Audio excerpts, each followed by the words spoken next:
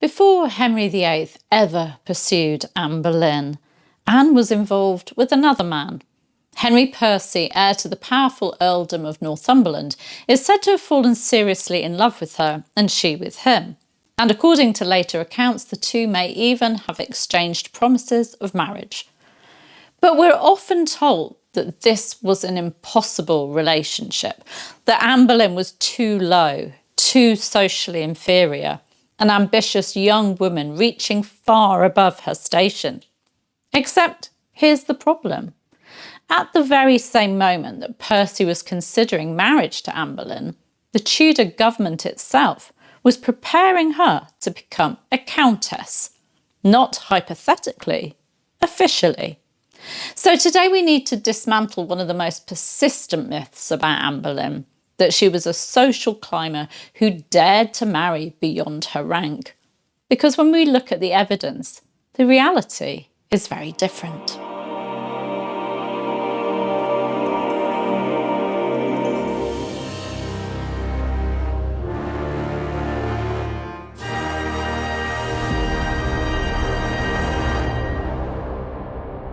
And before I get into this myth, I just want to say that my goal for this year is to get to 100,000 subscribers. So if you're watching this and you haven't subscribed to my channel, it's easy to do. Just click that subscribe button and you'll have my eternal thanks.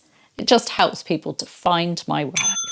Popular culture loves the story of Anne Boleyn as an outsider, the merchant's great-granddaughter, the clever newcomer at court, the woman who rose purely through charm and ambition. It's a powerful narrative, almost a Tudor Cinderella story, but it depends on viewing Tudor society through modern ideas of class. And Tudor England just didn't work like that. Anne Boleyn wasn't middle class. She belonged to what historian Gareth Russell rightly describes as the tiny elite fraction of society, not merely the top 1%, but closer to the upper 0.5%. So let's start with what contemporaries actually saw. Anne's mother, Elizabeth Howard, was the daughter of Thomas Howard, 2nd Duke of Norfolk, one of the greatest magnates in England. That alone placed Anne firmly within aristocratic networks. Her father, Thomas Boleyn, was not an obscure gentleman suddenly elevated by royal favour. He'd begun his rise under Henry VII and was an experienced diplomat trusted by Henry VIII, moving comfortably among Europe's ruling courts. But even this doesn't tell the full story, because the most misunderstood part of Anne Boleyn's ancestry lies across the Irish Sea. Modern accounts often emphasise Anne's merchant ancestor, Geoffrey Boleyn, Lord Mayor of London. Contemporaries, however, were far more aware of something else entirely: Anne's paternal grandmother, Lady Margaret Butler. Margaret was co-heiress to the Earldom of Ormond, one of the greatest aristocratic lordships anywhere in the British Isles. Enormously wealthy, politically vital, and central to Tudor control of Ireland. And this wasn't distant medieval ancestry. Margaret Butler lived well into Anne's lifetime and actively promoted that inheritance within the family. Ignoring the Butler connection fundamentally distorts Anne's social position, because through her grandmother, Anne belonged to one of the most powerful dynasties in Ireland. This changes how we understand Anne's arrival at the English court in 1522. She didn't arrive simply as a young gentlewoman seeking advancement. She arrived while negotiations were underway to marry her to James Butler, son of Sir Piers Butler, a Butler relative. This proposed marriage was designed to resolve a major political dispute between rival branches of one of the richest noble families in the British Isles. In other words, Anne Boleyn came to court as the prospective Countess of Ormond. The English crown itself regarded her as socially suitable to marry an earl. That fact alone dismantles the idea that she was somehow beneath Henry Percy.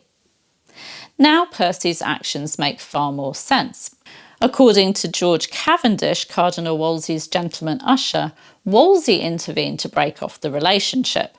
Later tradition even preserves Percy defending Anne's status, insisting that she was of noble descent and equal pedigree. Whether every word survives accurately matters less than the broader reality. Percy lived within aristocratic expectations. He understood rank, and nothing about Anne's background would have made marriage unthinkable. The obstacle was political, not social. Both Percy and Anne were already entangled in planned dynastic marriages. One reason the myth persists is that we imagine rigid social barriers. But Tudor elites intermarried constantly. Knights' daughters married peers. Noble heirs married wealthy gentlewomen. Status depended on lineage, land, influence, and royal favour, not titles alone. Anne possessed all of these, and her continental education only strengthened her position. Raised at the courts of Margaret of Austria and Queen Claude of France, she returned fluent in French, culturally sophisticated and entirely at ease in elite society. Far from being socially inadequate, she was exceptionally well prepared. So why do we still hear that Anne was too low for Percy? Because the story became useful. After her fall in 1536, portraying Anne as an upstart helped justify her destruction. Later storytelling preferred drama. The ambitious woman who forgot her place. The outsider who rose too far. It's compelling, and it's been used to blacken her whole family, the Boleyns reaching far above their station. But it really isn't supported by contemporary reality. She wasn't a social climber reaching beyond her rank. She was the granddaughter of a duke, the great-granddaughter of one of Ireland's wealthiest and most influential earls, a woman already intended to marry into an earldom before Henry Percy or Henry VIII entered the story. So the real question was never why Percy considered her suitable. The real question is why we've repeated for so long the idea that she wasn't.